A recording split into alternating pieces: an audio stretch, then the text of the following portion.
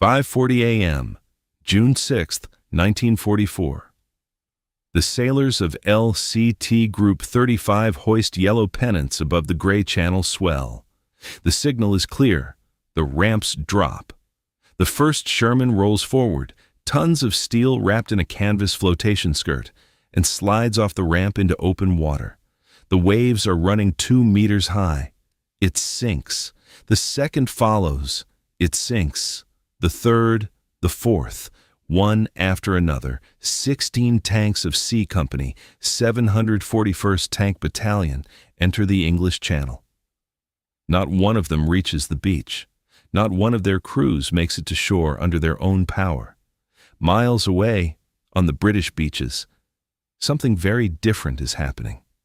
Machines that the generals had called gimmicks, contraptions that the War Office had ridiculed, devices so strange, so impractical looking that the Americans had refused them outright when offered. Those machines are grinding up the sand at Sword, Gold, and Juno. They are clearing mines, breaching seawalls, crossing anti-tank ditches that should have been impassable. And the men behind them are walking onto defended beaches and surviving. By the end of this day, the difference between those two scenes, the sinking Shermans and the grinding, bizarre, unstoppable machines on the British beaches, will be measured in thousands of lives. But to understand how those machines got there, you have to go back to a decision that almost never happened, a weapon that was nearly canceled, and a man the British Army had already thrown away. Here is what most people believe about D-Day. They believe it was won by courage, by sheer numbers, by the overwhelming industrial might of the Allied war machine finally crashing against Hitler's Atlantic Wall and grinding it into rubble through brute force alone. They believed that if you threw enough men at enough beaches, eventually something would break. And on June 6, 1944, what broke was Germany. It's a compelling story. And it's wrong, not wrong about the courage. The courage was real, and it was great. But courage alone does not explain why the casualty rates on the British and Canadian beaches, Sword, Gold, and Juno, were so dramatically different from Omaha. It does not explain why British infantry walked off Sword Beach to secure their objectives, while American infantry at Omaha were pinned in the surf, dying by the hundreds against fortifications that should have been neutralized before the first soldier ever left his landing craft. The myth says D-Day was a triumph of Allied superiority. The truth is actually more uncomfortable than that. D-Day was two very different battles happening simultaneously, separated by a decision made in a room in England months before the first shot was fired. That decision came down to a question of what soldiers thought tanks were for. The conventional belief in early 1944, particularly among American commanders, was that tanks were weapons of exploitation. You used them to break through a gap and race into open territory. You did not, the thinking went, need specialist armored vehicles to cross a beach. What you needed was speed, firepower, and infantry with enough grit to get the job done. The Americans were reluctant to use the Funnies because it was thought they would require specialized training and an additional support organization, and those based on the Churchill tank would entail the logistical complexity of adding another tank model to their inventory. This wrong belief cost lives.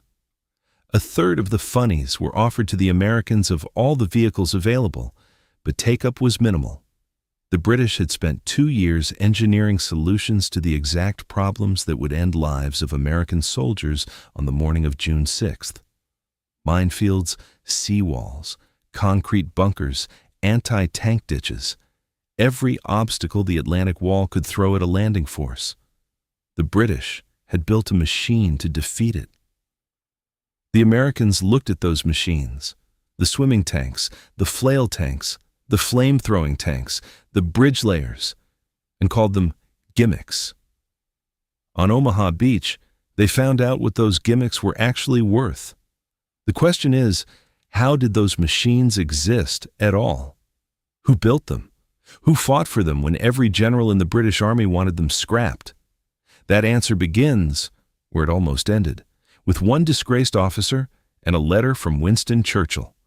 Before we go further, if you're new here, this channel exists to find the stories that the history books buried.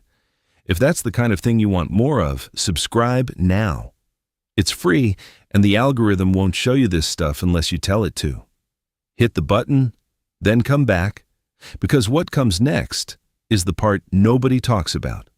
To understand what landed on those beaches, you have to understand the man who built them, and how close he came to never building anything at all. Percy Cleghorn Stanley Hobart was born on June 14, 1885, in Naini Tal, India. He was not, by any measure, the kind of officer the British Army rewarded. He was brilliant, difficult, and decades ahead of the institution he served. After graduating from the Royal Military Academy at Woolwich in 1904, he was commissioned in the Royal Engineers.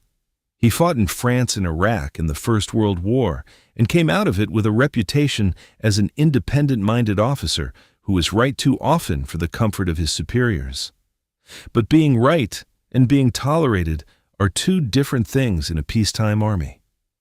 Believing that tanks were the future of ground warfare, Hobart joined Britain's newly formed Royal Tank Corps in 1923. He became a colonel in 1928, and in 1934 he formed and took command of the 1st Tank Brigade, developing new tank tactics in the context of mobile warfare. He was building the theoretical foundation for the kind of armored warfare that would define the Second World War. Germany was watching, learning, and implementing. The British Army was watching, and growing increasingly irritated. Hobart was promoted to Major General in 1937. But his far-sighted views and difficult personality had aroused the hostility of the traditionalist British Army establishment, and in 1938 he was transferred to Egypt. There, almost as an afterthought, he raised and trained the nucleus of the future 7th Armoured Division, the formation that would achieve fame during the Second World War as the Desert Rats. Then, in 1939, the British Army forced him out. He was taken off active duty. One of the most capable armored warfare commanders in the British military, the man who had built the Desert Rats from nothing, was discharged. He spent the opening years of the war serving as a corporal in his local Home Guard unit. A major general, a corporal, guarding a village while Europe burned. However, someone else had been watching Hobart's career. While serving in the Home Guard in 1941, Hobart was recalled to active service by Prime Minister Winston Churchill. The same institution that had discarded him now needed him back, because a catastrophe had just made it impossible to ignore what Hobart had been saying for 20 years. That catastrophe was Operation Jubilee on August 19, 1942, Britain's failed assault on Dieppe, a well-defended French port. The plan called for British and Canadian troops to storm the beach and test amphibious assault methods. The Wehrmacht destroyed them. The biggest lesson learned from Dieppe: any amphibious invasion needed specialized armored vehicles to overcome strong beach defenses and conditions like soft sand. The British Army had just proven, in blood, what Hobart had been arguing in theory. The mission change to Hobart's 79th Division happened in early 1943. With the Normandy invasion less than 18 months away, the man the Army had thrown away was handed the most critical engineering problem of the war. But the machines he was about to build would look like nothing any soldier had ever seen on a battlefield. And the first time most commanders laid eyes on them, their reaction was not admiration. It was laughter. The first machine Hobart's engineers put in front of the generals looked, at first glance, like a mistake. It was a Sherman tank, a vehicle every Allied commander recognized, wearing what appeared to be a canvas skirt. A large, inflatable, waterproofed canvas screen erected around the hull on a collapsible framework. 2 propellers bolted to the rear. When the screen was raised, the whole assembly created just enough displacement to float 33 tons of steel in open water. They called it the Duplex Drive. The soldiers called it the Donald Duck. The Duplex Drive engine powered propellers in water and tracks on land. The canvas flotation screen gave the tank enough buoyancy to support its weight without having to sacrifice armor or firepower.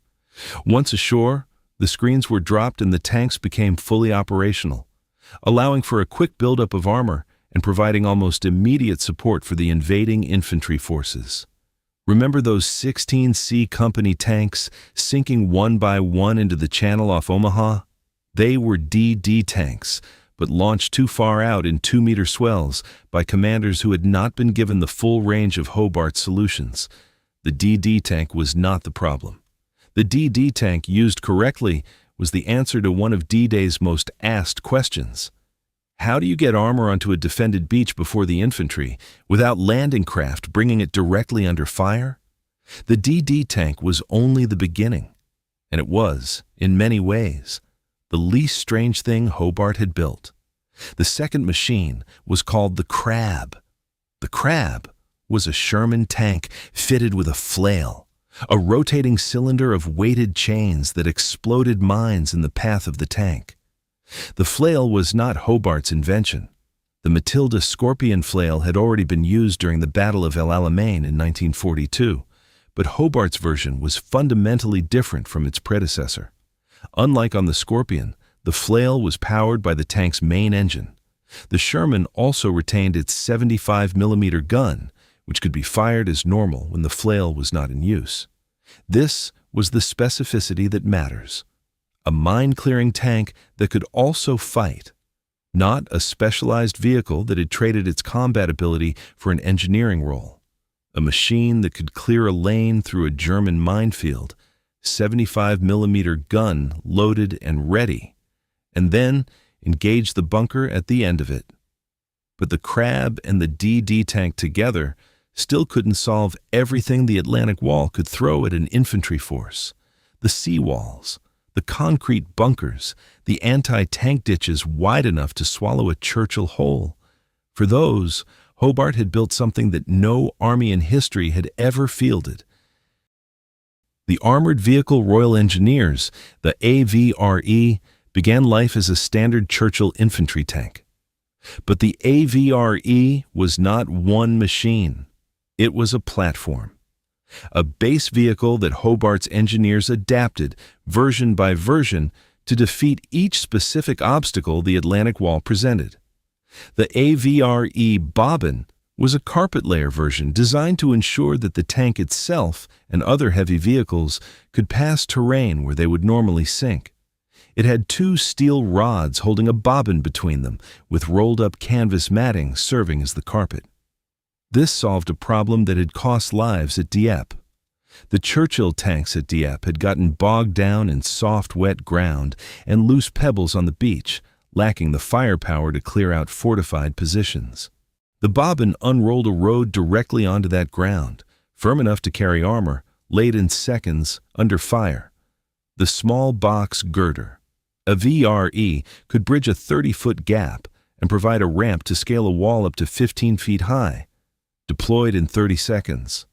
The Fascine, a VRE, carried bundles of sticks that could be released to fill craters and anti-tank ditches wide enough to stop any conventional vehicle cold. The Arc, the armored ramp carrier, went further still.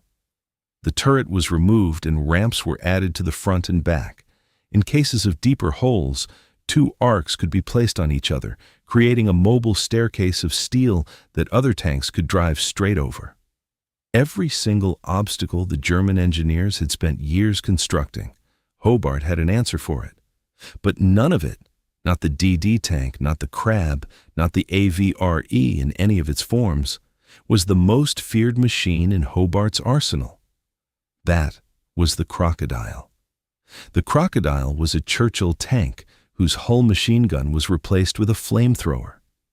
It carried 400 gallons of sticky, flammable thickened fuel and nitrogen as propellant in an armored trailer with a range of over 150 yards, far beyond the reach of any man-portable flame weapon. The crew of a Crocodile could stand outside the effective range of most German defensive small arms and still project fire directly into a bunker aperture. Since no one likes to be on the receiving end of a flamethrower, a crocodile showing up and squirting a warm-up shot was often enough to cause a bunker to surrender. That is not a small tactical detail. Every bunker that surrendered at the sight of the crocodile was a bunker that did not have to be assaulted, which meant infantry lives that were not spent taking it. The crocodile was simultaneously a weapon and a negotiating tool. You should know that there was a psychological cost that ran in both directions. Flamethrowers were considered unfair and cruel weapons by many, and captured crocodile crew members could not expect much mercy from their captors. The men who operated these machines understood exactly what they were doing and what it meant if they were ever taken. Now hold all of this together and look at what Hobart had actually built, not as a list of vehicles, but as a system. The DD tank got armor onto the beach before the infantry arrived. The Crab cleared the minefield in front of the seawall. The AVRE demolished the seawall itself, or bridged the anti-tank ditch behind it, or laid a carpet across the soft sand in front of it. The Crocodile cleared the bunkers flanking the exit. The Ark scaled the walls beyond. Under the direct command of the 21st Army Group, the Funnies were used in the first waves to break through German defensive lines, to ensure the constant flow of material, and to provide safe passage further inland. This was not improvisation. This was an engineered solution to an engineering problem, built from the ground up by a man the British Army had thrown away in less than 18 months, using tanks that every senior commander had initially ridiculed. The British had offered a third of these vehicles to the Americans before D-Day.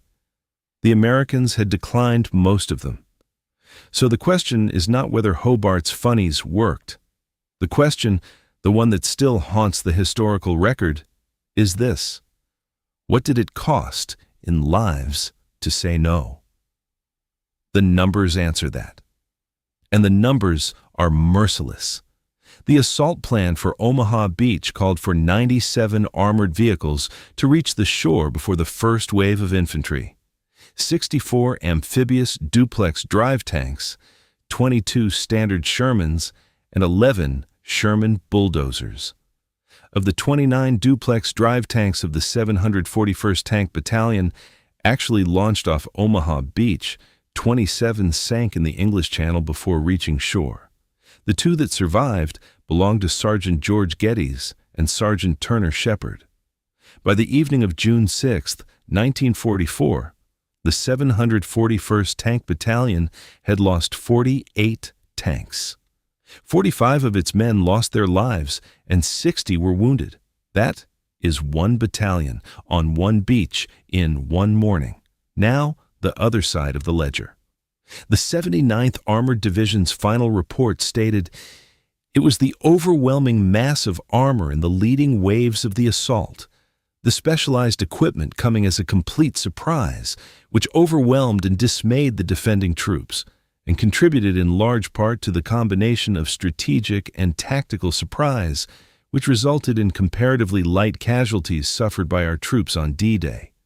The Dieppe raid on August 19, 1942, the catastrophe that made Hobart's Funnies necessary, saw more than 3,600 of the military force of 6,100 dead, wounded, missing, or captured. All equipment landed on shore was lost. 3,600 casualties out of 6,100 men. That is a 59% loss rate on a single raid that lasted one day, against defenses that, almost 2 years later, Hobart's machines were specifically engineered to defeat. The numbers do not require explanation. They require only reading. September 14, 1944. Brest, France. The war had moved past Normandy. The beaches were secured, the breakout was complete, and the Allied armies were driving east. But in the port city of Brest, on the Brittany coast, a problem remained that no amount of infantry momentum could solve. The elite German paratroopers garrisoning Fort Montbury an 18th-century French fort located just 2 miles west of the city's walls, had had time to dig deep trenches, string thousands of miles of barbed wire, lay deadly mines, and establish interlocking fields of fire. The fort's defenses had been layered with precision. Stout masonry walls coupled with a massive 40-foot earth embankment, a historic 40-foot wide, 15-foot deep moat, enemy pillboxes, and well-placed machine gun positions outside the fort.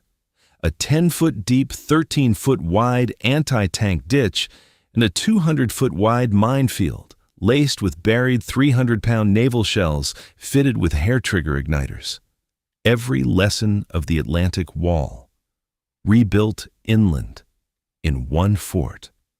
The U.S. Army Air Force's massive effort to use aerial bombing to shake the Germans' resolve did little more than create a cratered terrain around the fort and further solidify the defenders' determination to hold it at any cost. Courage and air power alone had failed. Again.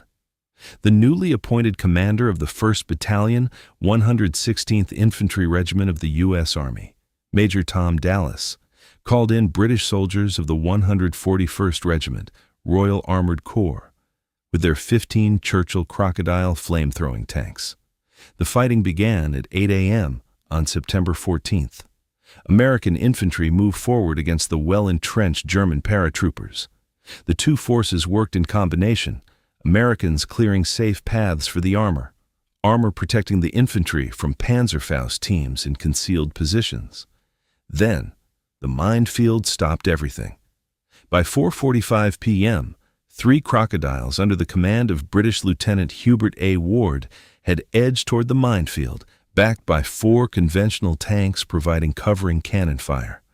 Each crocodile towed its armored trailer, carrying 400 gallons of flammable fuel, projectable up to 120 yards in front and ignited by electric spark.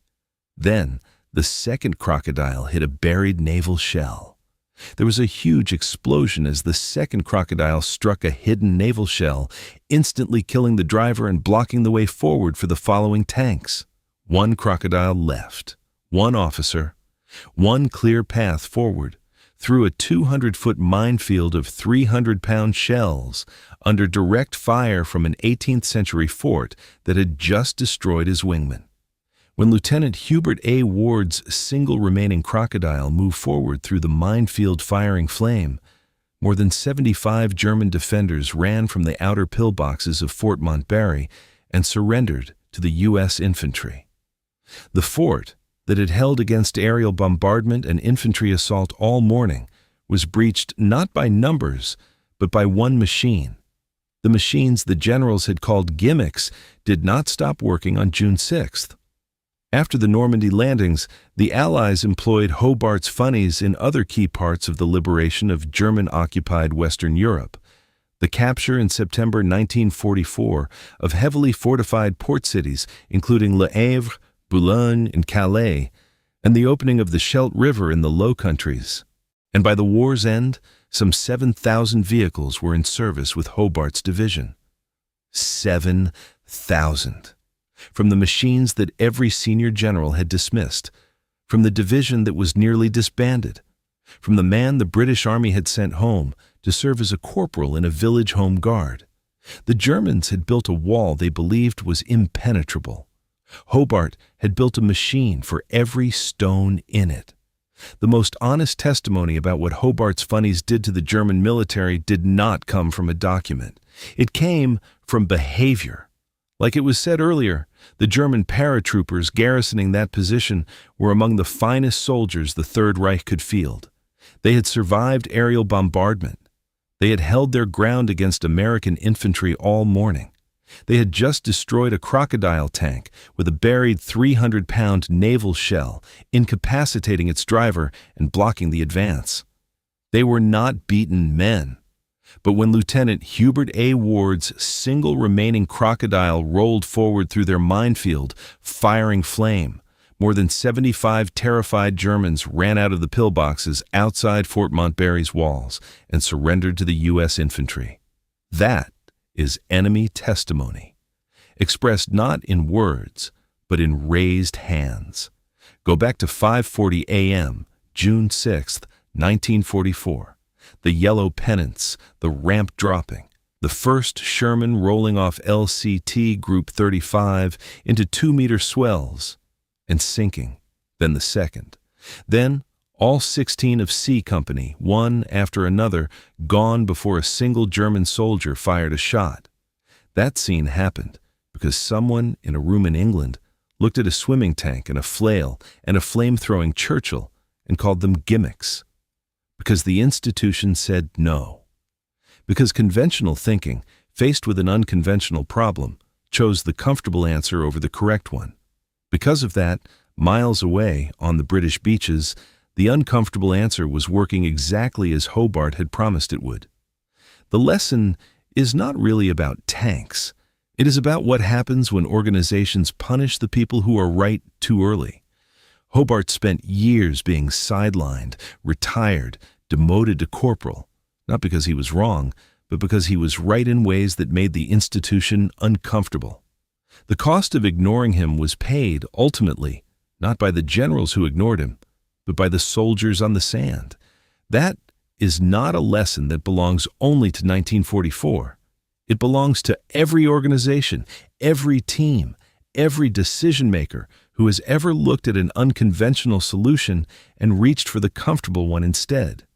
Now, a genuine ask. This video took long hours of research across primary sources, military records, and first-hand accounts. If it taught you something you didn't know, the least it cost you is a comment below. Did your grandparents or parents serve? Were they at Normandy? On any beach? Tell us. Their names deserve to be in this comment section. And if you watched this far and still haven't subscribed, what exactly are you waiting for?